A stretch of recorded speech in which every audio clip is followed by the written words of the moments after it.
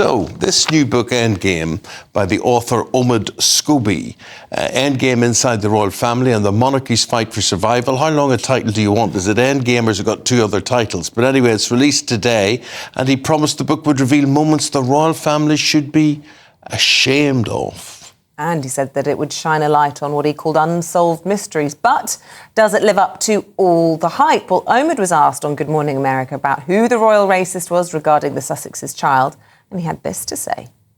Do you know who made those comments about Archie's skin colour? I do know who made the comments about Archie's skin colour. The names were mentioned in letters between Meghan and Charles that were exchanged sometime after the Oprah interview. We know from sources that Charles was horrified that that's how Meghan felt those conversations were, and that he wanted to, sort of as a representative of the family, have that conversation with her. And it's why I personally think that they have been able to move forward with some kind of line of communication afterwards, though they may not see eye to eye on it. So, the names were mentioned in letters between Charles and Meghan. How did you get them, Mr. Scooby-Doo, on that? Yeah, and if you remember, after the Oprah interview, the late Queen released a now infamous statement saying recollections may vary. So there's clearly two sides to this story, but you're right, Eamon. If you look at what's happened in the past, Meghan actually sues the Mail on Sunday over the publication of part of a private letter she had written to her own father.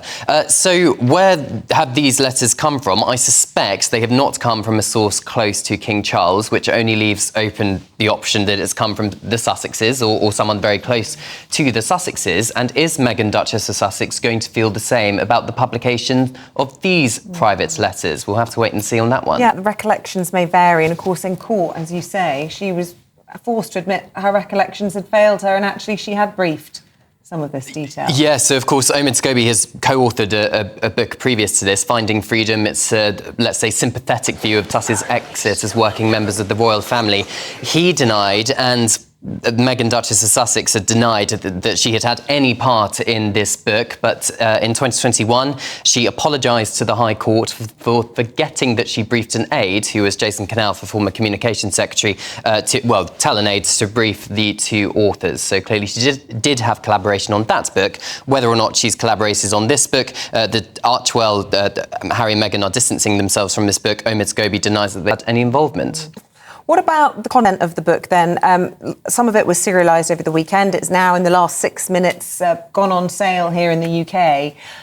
We suspect, don't we, that it's probably going to do very well. If you think of his previous book and also Spare, people kind of want to rub a neck and have a look at all the gory details. But what will they find inside? Lots of attacks on Kate, I believe. Yeah, Robert Jobson, the royal author, spoke to a paper overnight, and he said that it's a character assassination of the Princess of Wales. Omid, or at least a source in the book, says that the Princess of Wales, Kate, is the monarchy's last shiny thing for many years to come, and he also accuses her of being a part-time working royal.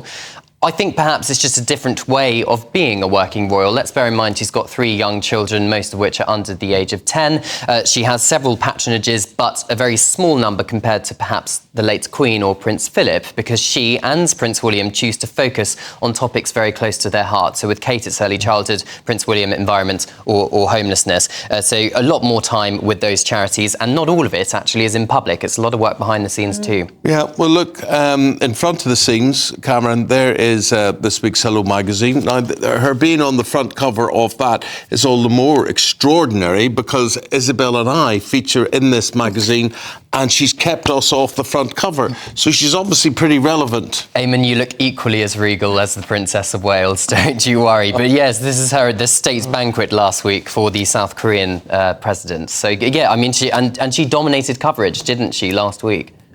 The trouble is, of course, public opinion is very much on Kate and William's side here in the UK. And will this just go further to alienate Duke and Duchess of Sussex from their family, just as it felt like bridges were being built? Well, like with Spare and like with the Netflix series, the Kensington Palace and Buckingham Palace are very much not commenting.